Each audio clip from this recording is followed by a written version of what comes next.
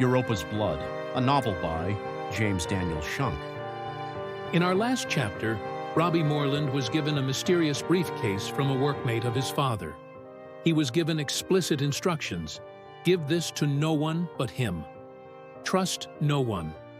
What could the briefcase contain that was so important? Chapter 1. Beautiful Massachusetts fall day. U-Jin Song drove his SUV out of Bayville, heading north along the Bay Road. He turned onto Cedar Lane, which circled the bluff. His home was on the point. It was dark now and beginning to sprinkle. Above, on Song's left, was a line of big houses on large treed lots, and on the right, well below, Mattapoisett Bay was visible through the tree line. In the center of the bay rested a wooded island. He recalled the legend of the great Mohegan chief Mattapoisett, who'd defended local English settlers against the warring Iroquois nation.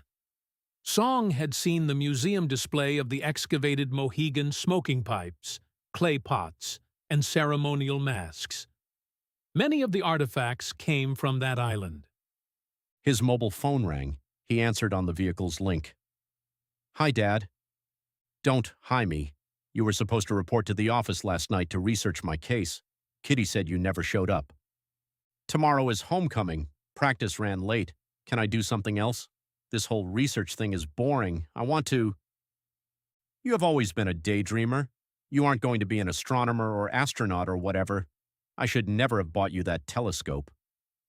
"We're playing Chesapeake. It's homecoming." Song felt his adrenaline surge.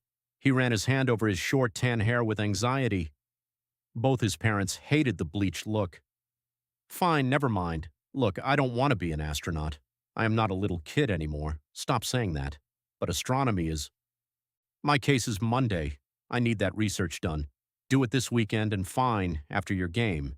You need to learn how to be a good lawyer. This is the start." Song swallowed hard. "Yes, Father." "And what's this about another tattoo? Your mother told me." Song's mind went first to the Ryong dragon tattoo that he thought a long-sleeved shirt could hide. He had concealed it for several months before his dad noticed it during his soccer game. And to add to it, and he argued equally concealable, were the new 4 Korean characters he added at the end of the dragon's tail at his inner wrist. He did not know what they meant, but they brought style. He had copied the characters from a picture his dad kept in his study. That picture depicted lightning striking a tree. Before Song could respond, his father continued his rant. "You are a stupid kid. Do you even know what that means? That picture came from your mom. Be certain it is not from Confucius. I have to go. I have a meeting right now. Love you. Bye." Song did not have time to respond. The call ended. The moon was slipping behind the dark clouds as he drove along. Lightning streaked the sky and thunder clapped. Rain began to pelt his vehicle. Another call popped up on the console screen. More bad news? He reached forward and touched the answer button on the console. Over the speaker system, he heard his mother's voice. "U-Jin?" "Hi, Mom. Sorry, I saw your text earlier. I was in practice. It ran long again. I was going to call you back." He knew he was in trouble when she called him that. "Sally's mom called me. Tomorrow is homecoming. We are playing Chesapeake."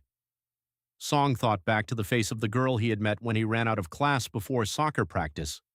He answered hesitantly, "Yes?" "Jin, you know the Andersons go to my church?" "That does ring some vague bell." "And?" Song's mother hung the word. "Cindy works at my university in the history department. I see her all the time." Song first did not know where the question was in all that.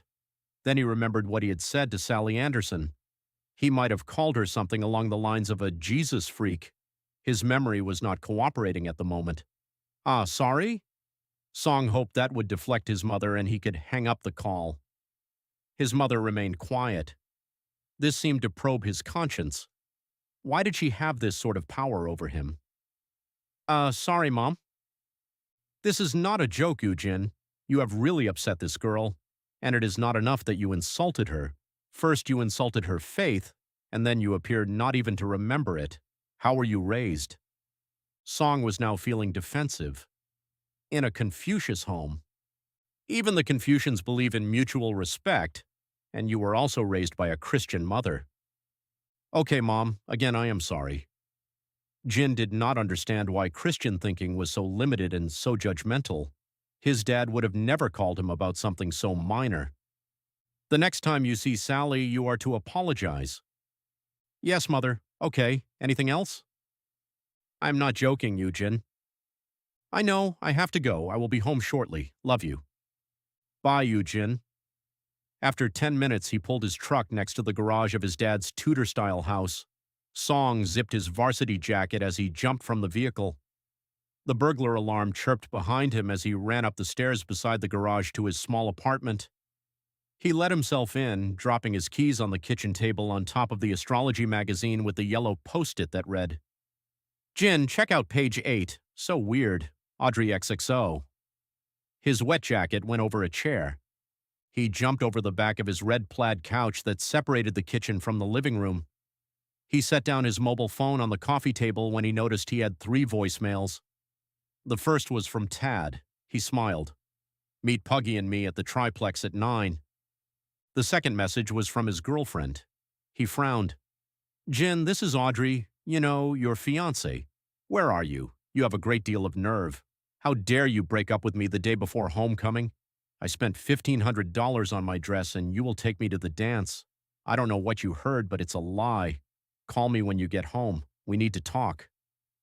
Song rolled his eyes. Not a breakup. More of a timeout, he reasoned. Why don't you run to Avantgarde?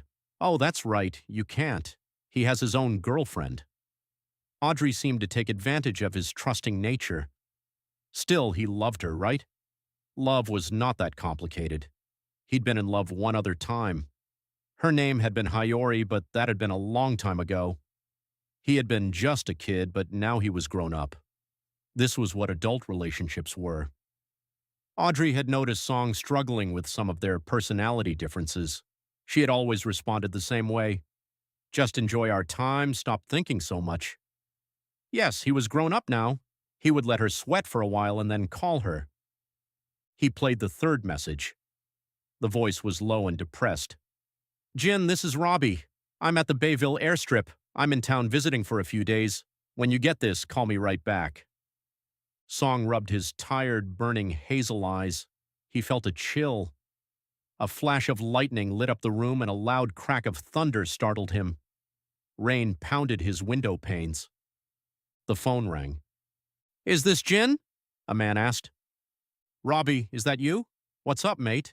He asked. I just got your message. I came to see you. I need your help. Song frowned. What's wrong? Jin, it's important. Can you come and pick me up? I'm at the airport. Yeah, got it, sure, Song said. I'll be there in 30 minutes. Thanks, old friend, Moreland said. Please hurry. He sent a text to Tad. Movie canceled. Something came up. Sorry. Song stuffed his phone in his pants pocket. Moreland here now? This can't be good. He eased his weary body off the couch. Early Christmas break? He hurried down the stairs from his apartment, unlocked his SUV, and jumped in. The truck's engine turned over with a muffled growl. He backed into the wet street. Rivers were forming on either side, slowly draining away. South of town, at the old Mission Point, Song pulled up to the small Bayville airstrip. The sign reading, Welcome Travelers, was faded. He could see a dark figure waiting by the front door of the closed field house. Song slowly drove up the wet drive and stopped. A man walked out of the shadows and approached the vehicle. He was carrying a briefcase and had a backpack over his shoulder. Song leaned over and opened the passenger door. Robbie. Moreland threw his backpack into the back seat and climbed in, placing a wet black metal briefcase on his lap. His familiar signature smile was embracing, and his bright blue eyes were friendly. Hello, mate. Song leaned over and half-hugged him while patting him vigorously on the shoulder. What's going on? You have me worried. Before the answer came, Song swung the SUV around the circle drive and pulled out of the airstrip parking area. He got back on the main road and drove toward town. He could barely contain his curiosity. Come on, give. What brings you to the States? We have the whole ski trip thing planned. This visit is unexpected. And what about your classes? Moreland placed his hand on the case. This. What is it? A death wish. A goon ran me off the road and chased me into St. James Park. My car is totaled. I'm so sorry. Where did you get the case? What could be so important? A workmate of my father's gave it to me. He said my dad would know what to do. The problem is he is in Cyprus on vacation, so I jumped on a plane here. All I need is a few days until I can reach him. I left him 10 messages on his mobile. He's supposed to be fishing. I'm afraid something bad has happened. Oh, man. Do you know what's in the case? Not sure, Moreland answered. It's locked. Research from their project, I guess. Lightning streaked the sky. Rolling thunder came later. Song did not realize it at the time, but he had picked up a tail at the airport. The skillful driver of the pursuing sedan had followed at a safe distance without headlights. 20 minutes later, Song pulled his truck up next to the garage of his family's home. He and Moreland left the vehicle and quickly ran up the apartment stairs. Inside, Moreland dropped his backpack by the door and put the briefcase on the table. You have to get in touch with your dad, Song said. He took off his wet coat and dropped it over the back of the table chair. Moreland sat down. As I said, I have tried. Song went to the bedroom and soon came back with a small box. I have a lockpick set. Check this out. He opened it up and took out 2 thin metal tools. What's that? Moreland asked. I bought it at the Spy Symposium last summer. I saw some videos on how to do it. Let's see what's in this case. Hold on, I don't know if we should do that. Why? Song asked. Let's find out what nearly cost you your life. He sat at the table and turned the case toward him. He pushed in the first tool and then inserted the second. By the way, what happened after your car crash? Did the police ask about this case? They did not ask, Moreland said, and I did not tell them anything other than a drunk ran me off the road. He was a drunk? No, the man who ran me off the road knew what he wanted. He went directly for this case after the crash. And you didn't tell the police? Listen, when Raymond gave this to me, he said one thing now echoing in my brain. He said, don't trust anyone. So I will not tell anyone about this until I talk to my father. The first lock on the case clicked and opened. See? I can't believe you learned this from a video, Moreland said. Song chuckled. He put the pick tools into the second lock and slowly worked to manipulate the tumblers. He looked around. Did you hear that? It sounded like a clicking noise. Yeah, Moreland said. I did. Is that a— Song got up from the table and moved toward the front door. Did you lock it? Moreland asked. Maybe I'm just getting paranoid. Maybe. Song glanced out the window of the front door. It was pitch black and the rain was hitting the glass. Let me check. He reached down to turn the bolt lock. As his hand reached forward, lightning flashed, and then thunder crashed. The light revealed a thick person standing at the front door. Song jumped back in fright. A moment later, the window shattered, and a hand immediately reached in and turned the doorknob. Call the police, Song yelled out. Moreland did not have time to get his phone from his pocket. The door crashed in, revealing a big Asian man. He stepped in and swung his flashlight handle at Song, who stumbled backward.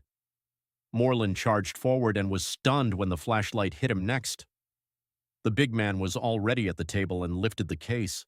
He turned and marched for the door when Song dove on the back of his legs. The man grunted and fell to the floor, dropping the case.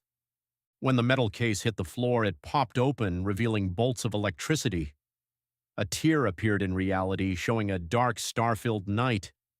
It was as if someone had opened a door on a spaceship sitting in deep space.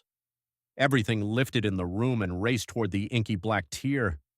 More electrical bolts stretched across the kitchen as every electrical circuit overloaded and every light bulb exploded.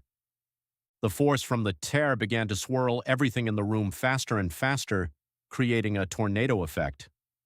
Moreland, the intruder, and Song all struggled to get their hands on the briefcase to close the lid. Song felt a gravitational force pulling on his body. Wind from the twister had blown all the magazines on the kitchen table into the air. They whirled around, disappearing into the black-starred tier. Disbelief overtook Song's mind. What was happening? His things were vanishing.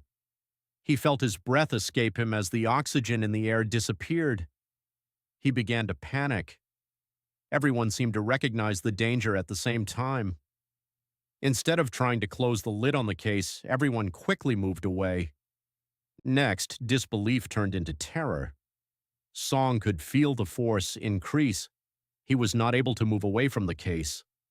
The force was pulling on his body with unnatural power. He dove from the case toward the kitchen table and grabbed its thick leg. The gravitational force of the black vortex began to pull him and the table along the floor. He ducked his head as a chair became airborne. It flew over him and disappeared. He let go of the table as it floated into the air, and he then hysterically grabbed onto the edge of the dishwasher door as he felt the force on his body increase. The door had been jerked open and waved helplessly next to him like a waging tongue. He looked down to see the intruder scrabbling to grasp his leg. Song put his heel into the man's eye socket. He heard a grunt as the man let go, rolled, and finally disappeared into that black tier. Song started to think there would be no escaping the force of it. Still, at this point, he had a steady grip on this dishwasher door, and as long as the pressure did not increase, he thought he could hold on. He saw Moreland begin to roll over the floor. Song reached out and caught Moreland by the hand. "Hold on! Don't let go!" Moreland shouted frantically. Song heard a cracking noise. When he looked back, he saw the dishwasher door break away. The two boys slid across the smooth tile floor and vanished into the black void. The floor below Song's feet was gone. He felt instantly ice cold, and blackness filled his field of vision. He closed his eyes and wrapped his arms around himself. He could not breathe. After many moments had passed, the cold seemed to subside. He found oxygen again. He desperately sucked in tiny, panting breaths.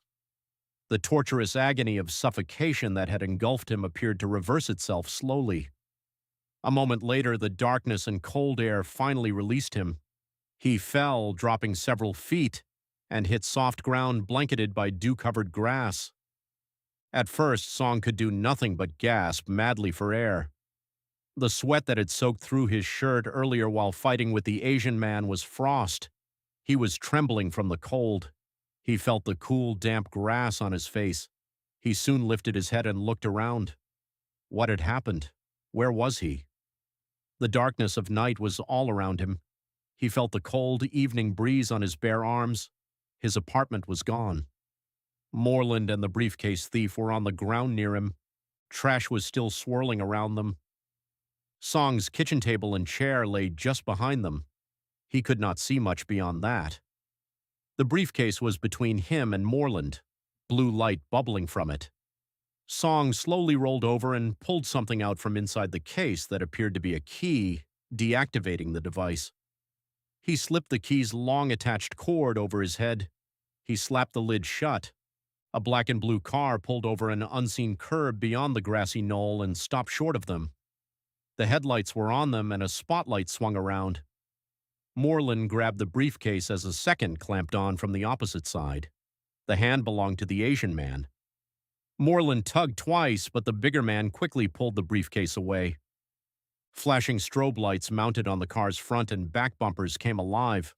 A police siren burped twice. Song jumped to his feet, grabbed Moreland by the arm, and started running and pulling his friend along. He ran instinctively. Something inside of him spurred him on.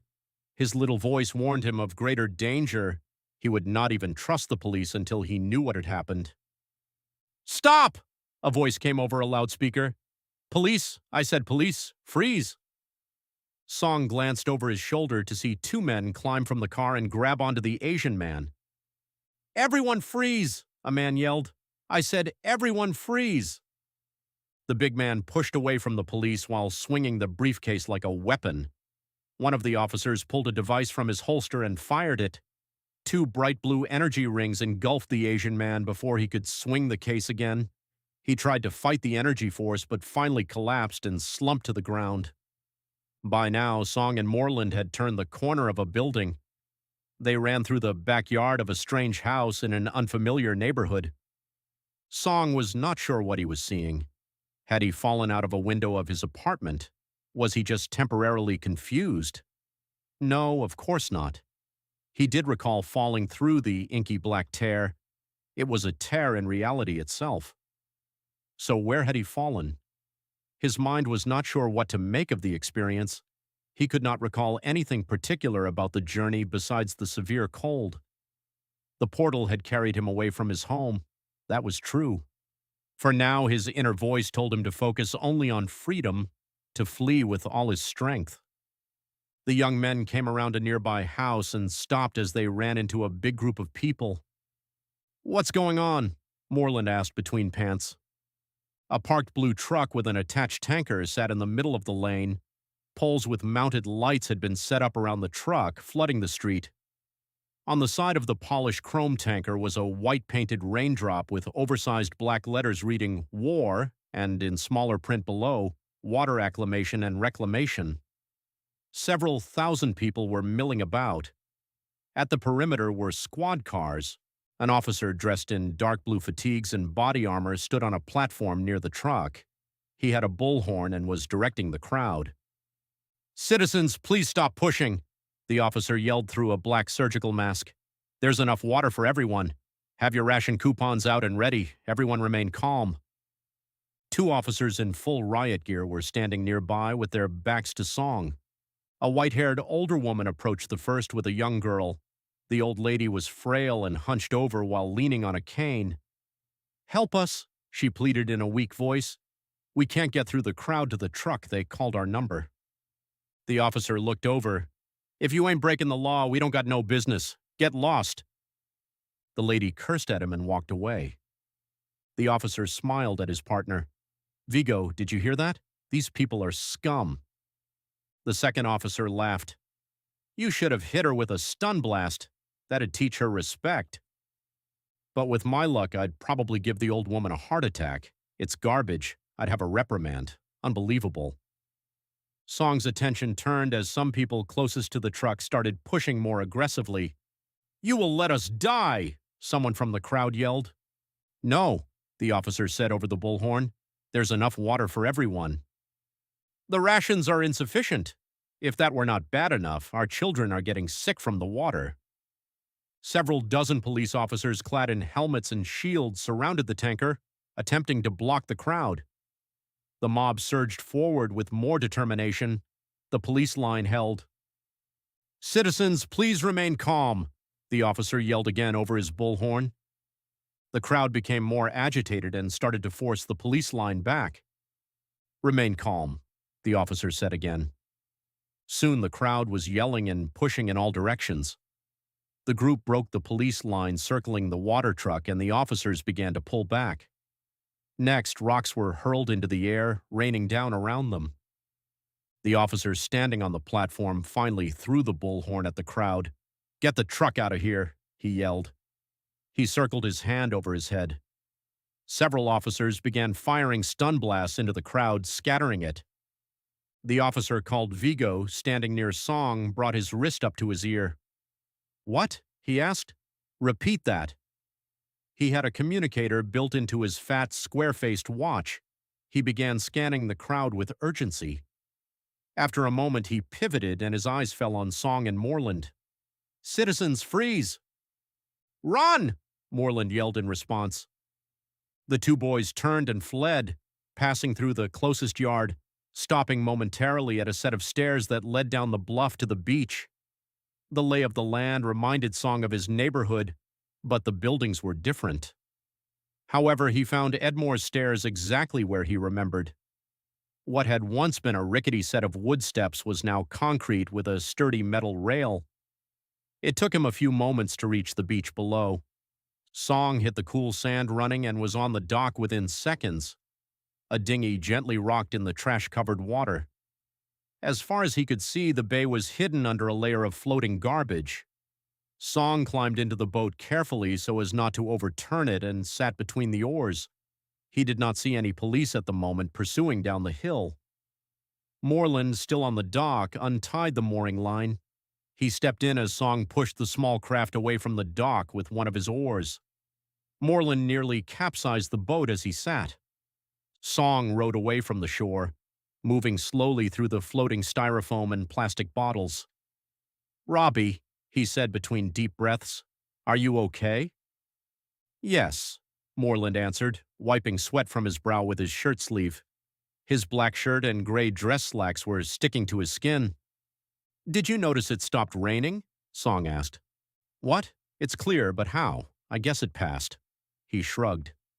Song pointed over Moreland's shoulder toward the shoreline. "Did you notice that?" The two men stared in disbelief.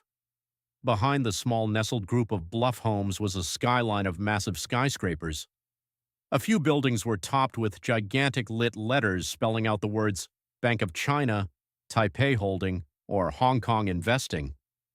The city, dotted with millions of lights, stretched in each direction as far as the eye could see.